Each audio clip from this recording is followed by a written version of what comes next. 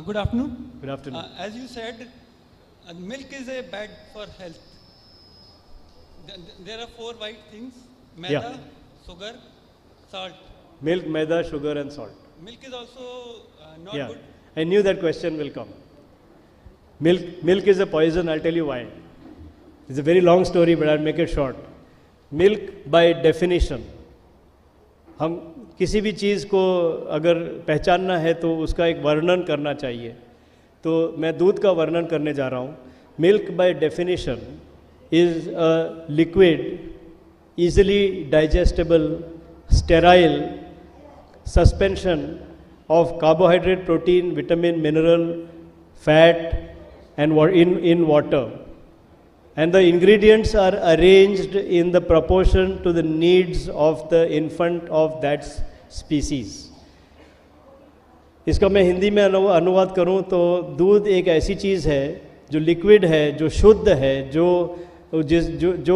जिसमें carbohydrate, protein, fat, vitamin और mineral का समावेश है पानी में, और इनका जो प्रपोर्शन है, जो इन सब चीज़ों का जो प्रपोर्शन है वो उस स्पीसीज़ के शिशु के अनुकूलता के अनुसार ही बना है. मतलब भैंस का दूध भैंस के लिए अनुकूल, गाय का दूध गाय के लिए अनुकूल, बकरी का दूध बकरी के लिए अनुकूल, और इंसान का दूध इंसान के लिए अनुकूल. और इसने कुदरत ने ये खुराक बनाया ताकि वो शिशु जब तक बड़ा हो जाए, that little infant of that species becomes grown up and is able to find and eat adult food. He is given ready-made food in an easily digestible manner. That is the definition of milk. अब इंसान जब जन्म लेता है वो अपनी माँ का दूध लेता है. He takes his mother's milk. After 2 years, his mother gets tired of feeding him. She says, now I give him milk from the outside. And she brings buffalo's milk and she feeds the child buffalo's milk. That child is so small and a buffalo's child is so big.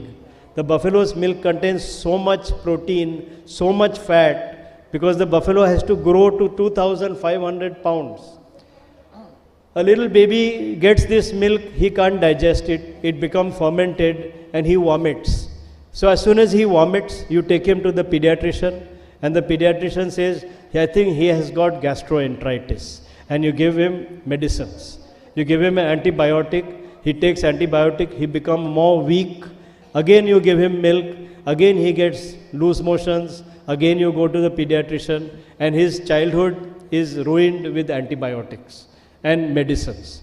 उसके बाद अगर उसको ये दूध पेट में कुछ नहीं हुआ तो वो खून में जाएगा, खून में हजम नहीं होगा तो उसका बलगम बनेगा. और बलगम is mucus and mucus must get out of the body, so it comes to the nose and it starts to come out from the nose, and we call that cold. The child has got a cold, so you take again pediatrician and he gives medicine for cold. If the cold is so bad, it becomes a cough, it becomes asthma, it becomes skin eczema, it becomes white discharge in a grown up lady, it becomes loose motions in a grown up young adult, and mucus will come out. If you block it from here, it will come out from there. If you block it from there, it will come out from there. If you don't let it come out from anywhere, it will build the pressure and your blood pressure will go up and diabetes will go up. Now, nobody recognizes that this is all because you can't digest milk. They say he's got so many diseases. He got cold, season change, cold happened, he's got asthma, don't give him this, don't give him, but give him milk. Stop the milk, and within 15 days, all the disease goes away. And then I see there is no need to give milk. Then people say, old people come to me walking like this. And I say, what's the matter? I got very severe arthritis. Then I ask them, what do you eat? I have 2 cups of tea in the morning. How much milk in the tea? Is a full milk. Why full milk? Doctor said, I need calcium for my arthritis. I said, how many years you drinking milk? He said, from childhood. I said, this arthritis came in spite of drinking milk. I said, have you ever thought of stopping milk? He says, no, my doctor said you have to drink milk for calcium. मैंने उसको कहा, आप मुझे जाओ और बाहर जाके बोलो, मुझे 10 लोग दिखाओ जो दूध पीते हैं जिनको आर्थराइटिस नहीं है, और मैं आपको 10 लोग बताऊंगा जो दूध नहीं पीते हैं और उनको आर्थराइटिस नहीं है. They can't find one person. And after that I decide that milk is poison. Milk is not poison if it comes from your mother. If it comes from someone else's mother, it's poison. Some other animal is poison. This is not the end of the story. Now milk is a business. आज दूध एक business बन गई है, dairy बन गई, और dairy में एक गाय या एक भैंस को एक मशीन माना जाता है. ये दूध बनाने वाली मशीन, इसके 35 लीटर आते हैं, इसके 45 लीटर आते हैं, इसके 45 litres you get in a day. So the buffalo is given injection so it become pregnant. Those hormone injections make her pregnant.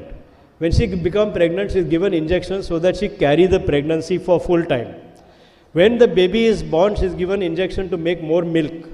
When she make more milk, the udder becomes so big.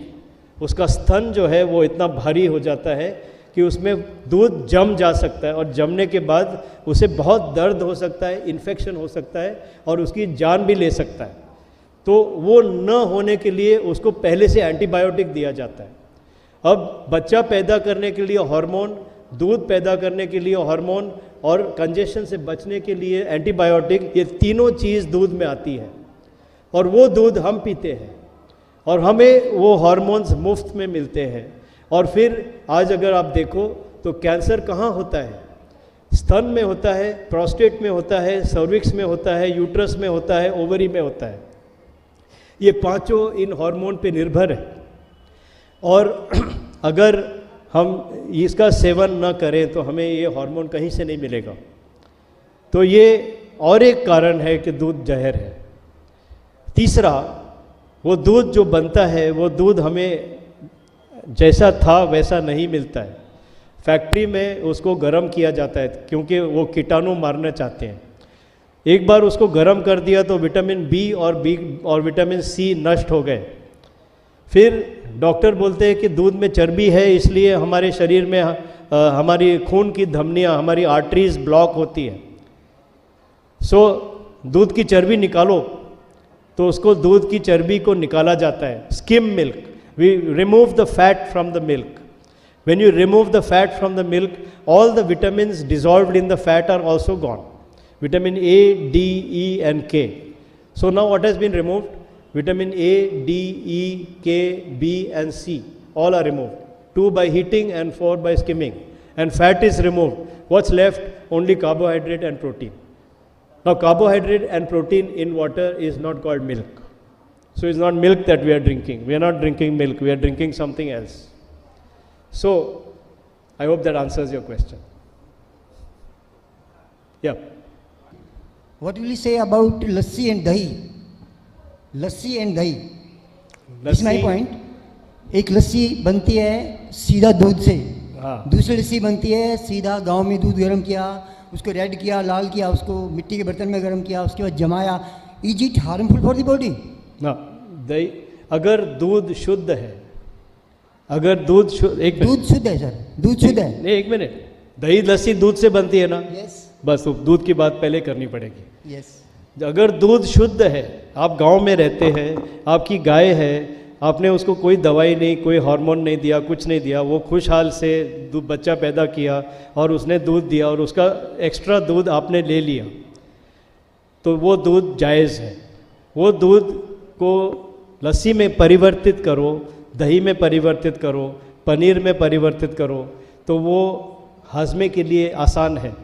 लेकिन इंसान को मेहनतू होना पड़ेगा. जो शारीरिक श्रम करता है वो उसे हजम कर सकता है, जो बैठ के पीता है उसको नहीं हजम होगी. सो एक तरफ इंसान को श्रमिक होना है, शारीरिक श्रम, और दूसरी तरफ दूध को प्योर होना चाहिए.